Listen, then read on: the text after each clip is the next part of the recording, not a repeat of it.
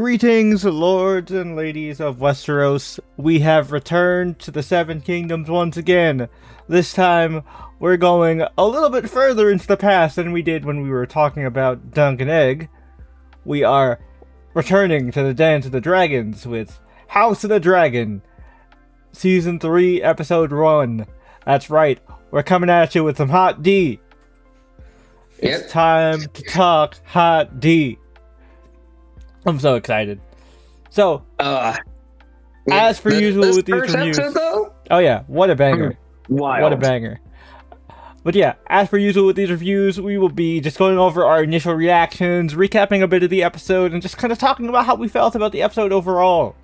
So, yeah, and of course, we will be going into full spoilers, so if you have not seen the episode yet, do yourself a favor, watch the episode first, then come back here and tell us your thoughts in the comments down below. And don't forget to do all the usual YouTube things, hit that like button, hit that subscribe button, hit the notification bell so you don't miss any brand new reviews and or full podcast episodes from the channel. And if you're on the mobile version, be sure to hit that hype button because it also helps to spread our videos throughout the algorithm so other lovely lords and ladies can find this video and check our channel out. It really does help our channel grow and we really do appreciate it. So yeah, on to the actual review. Oh my goodness, what a way to start the episode, start the season off. Yeah. Like, some great battles and a lot of tension here. So I guess we'll start off with Aegon. And and Larys' escape. This plot thread's going to be interesting this season. We have a very broken king in more ways than one. Yeah. And he's on his own bit of a revenge arc. Of course, like he, is anti-Rhaenyra because, opposite sides and all that stuff. But also, he wants his brother's head because Aemon tried to kill him. At the Battle of Rook's Rest. Yeah. Technically, it was Rhaenys who really did the blow, but Aemon did not assist him at all and kind of cornered him into a trap. Yep. So that he could wanted him to die. Because he's opportunistic. He's like, well, I mean, if he dies, I get to take the throne. So it was one of those he didn't assist Rhaenys in killing Aegon, but he also didn't help get Aegon out of there when he should have. So there's that. Larys is a very interesting character. Yep. He, Tony put it best when we were watching it. He's very much the Peter Baelish of his time. But not as smart as Baelish, I don't think. No, actually, he's smarter than Baelish. You think he's smarter than Baelish? Yeah. Let's think of it this way. Peter may have built himself up with just enough, political conniving and manipulation. Yeah, he does have that big blind spot of Sansa, and Sansa that was his ultimate, and Cat. Yeah, that was his ultimate undoing. Whereas Larys never really has a blind spot other than maybe feet pics or what have you. Yeah. But that's due to his own hang up. Yeah. Being club-footed. But I do love the irony that the guy with the club foot has a foot fetish. It's kind of hilarious. It is kind of funny, but I find it fascinating that he doesn't let his desires diminish his political acumen. Yeah. No, he's definitely sharper than Baelish in that regard for sure. So yeah, it's gonna be interesting to see how he maneuvers along with Aegon, because obviously we know the end product. Aegon does eventually get back on the throne for a bit, at the very least, and then gets got. Yep. But I'm interested to see how it plays out, what it leads up to. So next up, we could talk about the little sheep stealer subplot with Rhaella. Right, it's Rhaella. Oh, I No, thought. Reyna. Oh, it's Reyna. Okay, I thought it was Rey. Reyna. Because one's name was Bela, I thought the other's name was Rayla. Okay, so No, yeah, okay, It's so it's Reyna. Reyna. Okay, that makes sense. yeah. Or baby girl that is just desperate to be a dragon She just rider. really wants to be a dragon rider because she feels like she's the odd one out because everybody else, she's the only one with dragon blood. She's a child of Daemon and his first wife, whose name I can't Mhm. remember right now. Who's of House Valerian, right? She's a. Yep. Mm-hmm. Yeah, Yep. I think it was like Elena Valerian. yeah, I believe It so. started with an A. I'm sorry. I'm bad. I'm bad with names. I apologize. But yeah. So like she feels like the odd one out, and she really wants to help. And like they kept putting her on these like kind of menial tasks. Like they almost had her on babysitting duty. hmm And so she's like, no, I can do more. I can do more. I want to do more. I want to help my family. And so she's desperate to tame a dragon. Now that they found new dragons. And then she finds like the meanest, ugliest one. And I mean literally the ugliest one because Jesus Christ. Looked like Yeah. a goblin. Goblin dragon, but acts like a god dang pug. Yep. And I mean, they talked about it in the after show, and I agree. Like he's a very solitary dragon. He's been on his own, doing his own thing for so long, and she Mhm. made the mistake of, all right, we're gonna go in, swoop in, and save the day. I'm gonna be heralded as a hero. This is gonna be great. And at first it goes pretty well. She's helping burn down the enemies, but then when you introduce an animal to a new environment, especially one that is essentially a rescue when you really think about it, right? Like, hmm it starts to get overstimulated and overwhelmed, and he panics, and he starts to lash out. And, like, not only does he start burning ally ships, he starts attacking the other dragons, who just so happen to be who just so happen to be the dragons of her sister and her brother-in-law. Yeah. And and those actions led to a very unfortunate death. Yep. Which, we'll talk about that in a second, because I want to kind of talk about the debate of that decision, because we talked about it while we were watching it as well. Rhaenyra basically gets word from Alicent. She's like, hey, I know we're not besties anymore, but I want this shit to be over. I will open the gates for you. You can take the city. Just spare my daughter, spare the baby, spare me. We're good. And, Rhaenyra is like, I bet. But everybody else is like, Rhaenyra, this is probably going to be a trap. I don't know if we could trust it. Which, to be fair, they are right to believe that because Alicent is a, textbook liar manipulator. So, like, being wary of Alicent Hightower makes sense, for sure.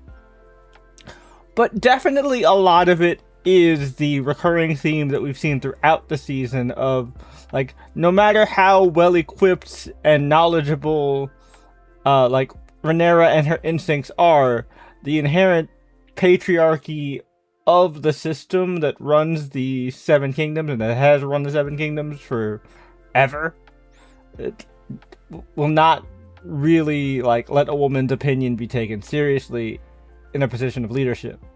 So Yeah. everyone is questioning her authority. Least of all, of course, or most of all, being her son Jacaerys, who is kind of just being a petulant teenager who is kind of tired of just being sat on the sideline, and he wants to get involved and be a hero because, he's a 16-year-old boy. And he wants to get in on the action. He also feels obligated to protect his mother, Mm-hmm. who is one of the dueling monarchs of Westeros at this moment in time. And I mean, So- and unlike Luke and his baby brother, like Jace is the oldest, so he is the most aware of the fact that he is in fact the bastard son of Robert Strong. Yeah. Yeah. Robert. Yeah. So he knows, and so he knows if Rhaenyra dies, I know it's a name that starts with an R, but I don't think it's Robert. it might not be Robert, but it's definitely Strong. He's like the guy. I remember for sure the guy's surname was Strong. Yeah. But yeah, because homie is their uncle technically. Yeah. Yeah, Lawrence is. Yeah, Lars is their uncle. Yeah. But yeah, fucking Jace knows if Rhaenyra dies, and he's next in line. But people with any sense will be like, well, look at him. Do you see silver hair, violet eyes? Yeah, you can ride a dragon. But he's definitely Rhaenyra's son. But was he actually Rhaenyra's son with Valerian? No. Dude was clearly gay. So, like, they're gonna question him, and they're not gonna take him seriously. So he knows the only way to have a claim that will not be questioned is if Rhaenyra makes it out. And she basically silences anybody who tries to question their lineage in the first place. So he's like, my claim has no chance if she dies. My claim dies with her. So he decides to make the dumb decision of locking her in her room and like preventing her from assisting in the battle in the gullet. Yep. Which if she were to have gone, would there have been a risk of her getting anchored in the sea? Yeah, of course. But it's a having battle. the queen there would have rallied the troops even harder. Yeah, it's a rallying cry. Also, she would have also been able to get to King's Landing, which is another thing, because Alicent was able to manipulate Aemon to go to the Riverlands and attack and draw Daemon out. At Harrenhal. Yeah, at Harrenhal. So, their plan would have worked, and Rhaenyra would have been able to actually take King's Landing then and there. But... Yep. But Jace, to be fair, in battle, it would have happened. Yeah. We thought that Baela and Moondancer were going to get shot out of the sky and anchored into the sea, but nope. Yep. Vermax, R.I.P. to the goat dragon. Yep. One of the older ones. No, Vermax was one of the younger ones. Was he one of the younger out ones? of the new crop of dragons. Yeah, I thought he was 20. Obviously, Vhagar is the oldest, but like. So Vermax was the one that hatched with Jace. Oh right, yeah. They grew up together. Yeah, right. Yeah, so he is a younger dragon. Yeah, he was a young buck dragon, and he got shot not by one but two different anchor arrows. Yep. Moondancer was able to cut the cord on that anchor, but the second one, when that landed, dunzo. I do like the attitude of like, this is my guy, we've been through so much together. If you're going down, I'm going down with you, that Jace had. That's respectable. Yep. It's very a warrior's death. And getting shot 3 times by arrows by the enemy. I mean, it's not the most. It's not glamorous. It's definitely not. It's definitely not like a blaze of glory type death. No, but very anticlimactic. When you're entering your first battle, you think you're gonna either live to see another day or die a blaze of glory. But nope, you get neither. No. You got while you were in the water. He's if you really think about it, he's kind of an afterthought because the main target was his grandfather. Yeah, because Lothar, the bitch fist, which great fucking sobriquet over there, right? We got to use our favorite new word. It is a very fun word to use.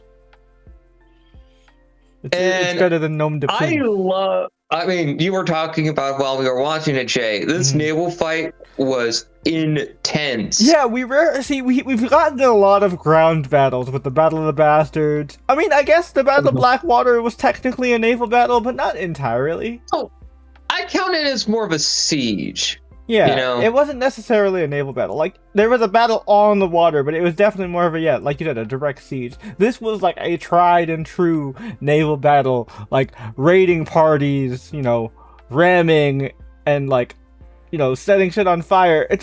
It was so cool and so elaborate. I loved just the crazy cinematography all throughout, just following the chaos of this battle.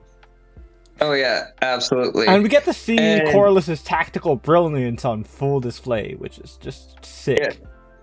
The Sea Snake is a man you do not mess with. Especially not on the ocean. Or militarily, Especially when it comes to maritime. Because, whew, that guy has some strategy. Also, kudos to Alan. He talked about, you got anything, you give everything but a name. You've earned your name there, good sir. Once you get out of this, there's no way in seven hells that your father isn't gonna claim you. Yeah, you're the one who took out the bitch fist. Yep. To be fair, he was also under the impression that you died when you fell in the water, because those who read the book know that he survives until the end of the dance. Yep. But like, I can't wait to see like his kind of like crawling back into things and kind of picking himself back up. That's gonna be cool. At least High Tide wasn't taken. Exactly. So that's a bonus. For sure. They got to keep their seat. None of their treasures were taken. Like, they got to stick it to the pirates. I mean, I wouldn't even say that there's a victor in this battle because there's heavy losses on all sides, which is a big. This war was kind of a microcosm of the war in itself. You know what I mean? Yep. Because it's like, are there any winners on either side when it comes to war on this scale? No. I will actually be right back here. Yep. But yeah, then we have the whole plot with the dragon seeds. Didn't really do much there. Just kind of established the dynamic of the dragon seeds. Ulf is kind of annoying. I don't really like him. He's just kind of like comedic relief. Yep. He doesn't really contribute much.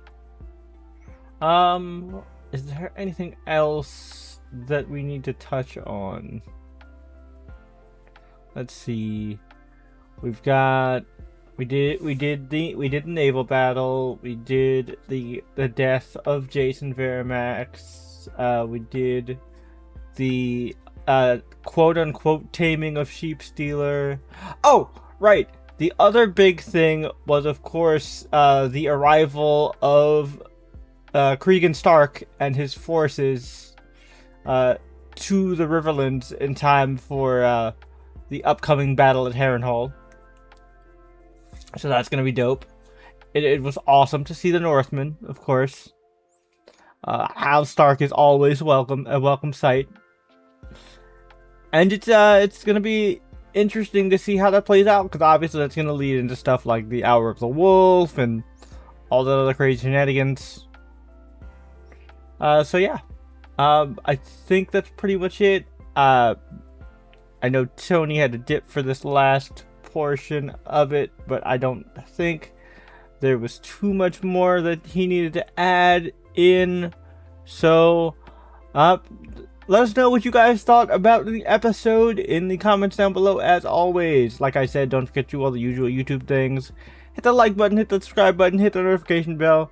Don't forget, we will be putting these videos out every single Monday. Or, hopefully if we can, Sunday nights, but more than likely it'll be on Mondays. No promises on the Sunday nights, but we're going to try for that, but we'll see how it works out. We do both have work. So it all depends. But yeah, we're gonna get these to you every single week until the season is over. And then obviously when the season wraps up, we will do a full podcast episode breaking it down alongside our buddy Brian as well. So look forward to that. And I cannot wait to talk more about the Dance of the Dragons with you guys. And hope you guys enjoyed this serving of Hot D. Until next time, we will catch you guys later. Peace.